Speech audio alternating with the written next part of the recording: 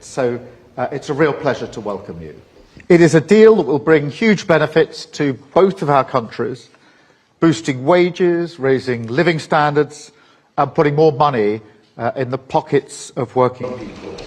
It is good for jobs, it is good for business, cutting tariffs and making trade cheaper, quicker and easier.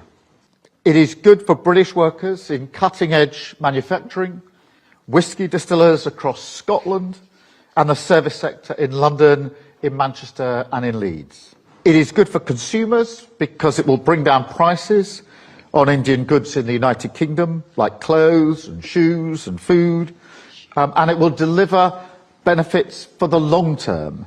It will add about £4.8 billion to the UK economy every year and £2.2 billion to wages and hundreds of millions of pounds to regions and nations up and down the United Kingdom. Look, and we both know this is the biggest and most economically significant trade deal that the UK has made since leaving the EU.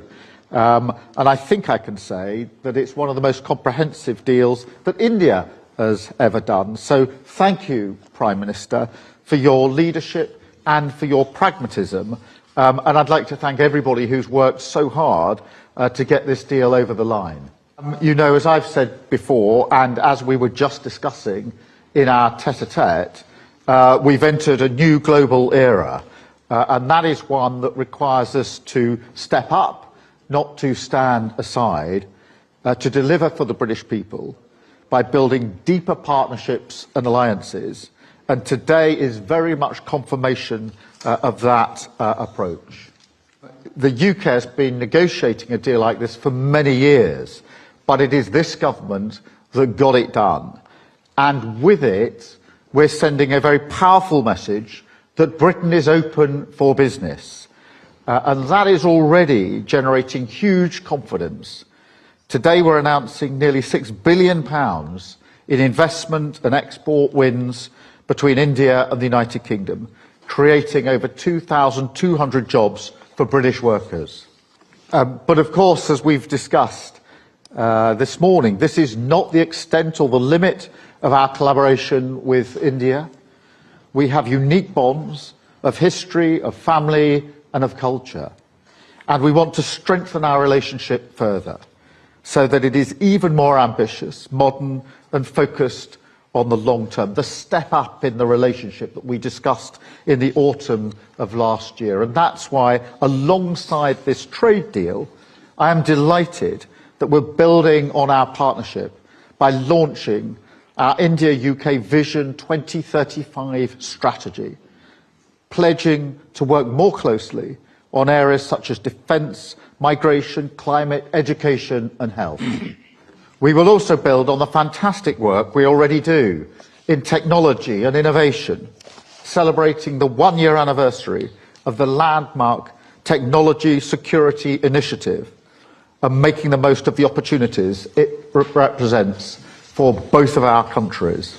Mr. Prime Minister, we've had much to talk about today and much to celebrate. And I look forward to our continued work together as we strengthen security, growth and prosperity for working people in both of our nations. So let me now hand over to you to say a few words, and thank you again for your leadership on this. Thank you. Thank you. Pradhan Starmer, friends, नमस्कार। सबसे पहले मैं प्रधानमंत्री Starmer के गर्मजोशी भरे स्वागत सत्कार के लिए हार्दिक आभार व्यक्त करता हूं। आज हमारे संबंधों में एक ऐतिहासिक दिवस है। मुझे प्रसन्नता है कि कई वर्षों की मेहनत के बाद आज दोनों देशों के बीच comprehensive economic and trade agreement संपन्न हुआ है। यह समझौता मात्र आर्थिक साझेदारी नहीं, बल्कि साझा समृद्धि की योजना है।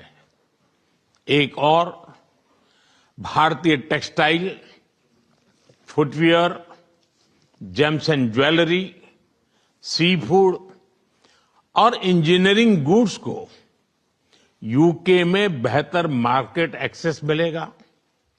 भारत के एग्रीकल्चर प्रोड्यूस और प्रोसेस्ड फूड इंडस्ट्री के लिए यूके की मार्केट में नए अवसर बनेंगे। भारत के युवाओं, किसानों, मछुआरों और एमएसएमई सेक्टर के लिए यह समझौता विशेष रूप से लाभकारी सिद्ध होगा। वहीं दूसरी ओर भारत के लोगों और इंडस्ट्री के लिए यूके में बने प्रोडक्ट्स जैसे मेडिकल डिवाइसेस और एरोस्पेस पार्ट्स सुलभ और किफायती दरों पर उपलब्ध हो सकेंगे। इस समझौते के साथ ही डबल कंट्रीब्यूशन कन्वेंशन पर भी सहमति बनी है। इससे दोनों के सर्विस सेक्टर, विशेषकर टेक्नोलॉजी और फाइनेंस के उसको एक नई ऊर्जा मिलेगी। ईज ऑफ डूइंग बिजनेस को गति मिलेगी। कॉस्ट ऑफ डूइंग बिजनेस घटेगा और कॉन्फिडेंस ऑफ डूइंग बिजनेस बढ़ेगा। साथ ही यूके की अर्थव्यवस्था को भारतीय स्किल टैलेंट मिलेगा। इन समझौतों से दोनों देशों में निवेश बढ़ेगा और रोजगार के नए अवसर बनेंगे।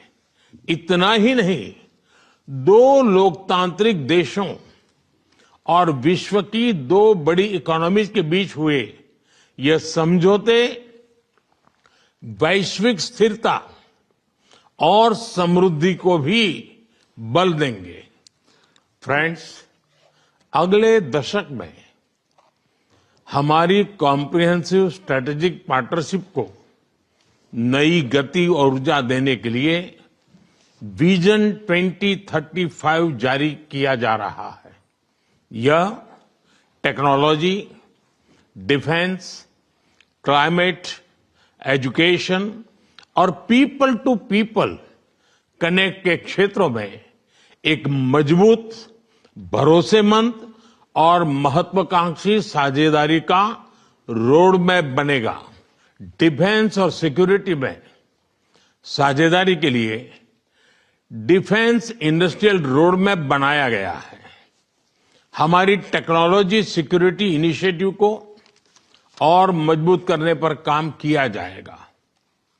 It is our commitment that from AI to critical minerals, semiconductors to cyber security, we shall create the future together। शिक्षा के क्षेत्र में भी दोनों देश मिलकर एक नया चैप्टर लिख रहे हैं। यूके की 6 यूनिवर्सिटीज भारत में कैंपस खोल रही हैं। पिछले हफ्ते ही भारत के गुरुग्राम शहर में साउथ हैम्पटन यूनिवर्सिटी कैंपस का उद्घाटन हुआ है। पहलगाम में हुए आतंकवादी हमले की कठोर निंदा के लिए हम प्रधानमंत्री स्टारमर और उनकी सरकार का आभार व्यक्त करते हैं।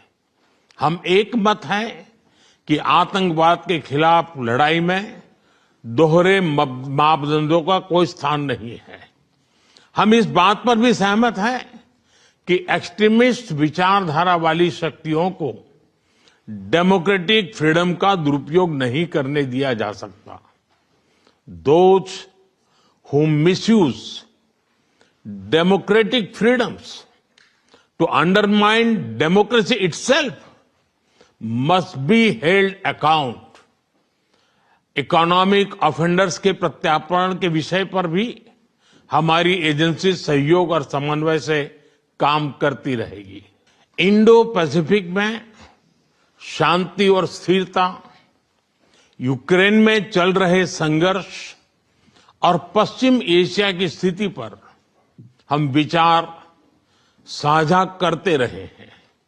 हम जल्द से जल्द शांति और स्थिरता की बहाली का समर्थन करते हैं।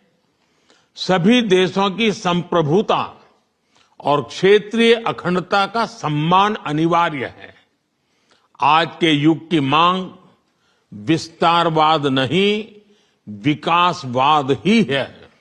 पिछले महीने अहमदाबाद में हुई दुर्घटना में मारे गए लोगों में कई यूके के नागरिक भाई बहन भी थे। उनके परिवार वालों के प्रति हम संवेदनाएं प्रकट करते हैं। यूके में रहने वाले भारतीय मूल के लोग हमारे संबंधों में एक लिविंग ब्रिज का काम करते हैं। They did not just bring curry from India, but also creativity, commitment and character. इनका योगदान सिर्फ यूके की समृद्ध इकोनॉमी तक सीमित नहीं है, बल्कि यूके के कल्चर, स्पोर्ट्स और पब्लिक सर्विस में भी दिखता है।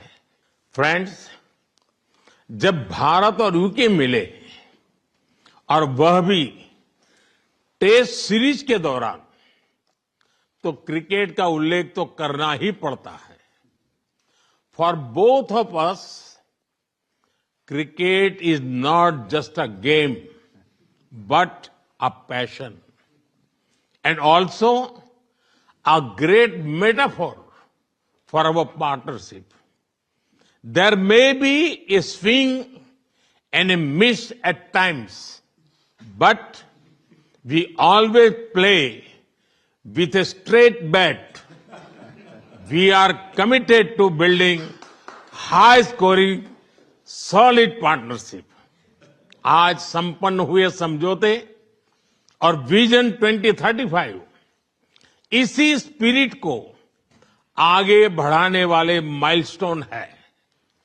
प्रधानमंत्री जी, मैं एक बार फिर आपके आतिथ्य सत्कार के लिए आभार व्यक्त करता हूं। मैं आपको भारत यात्रा करने का निमंत्रण भी देता हूं और आशा करता हूं कि हमें शीघ्र ही भारत में आपका स्वागत करने का अवसर मिलेगा। बहुत बहुत धन्यवाद। Thank you.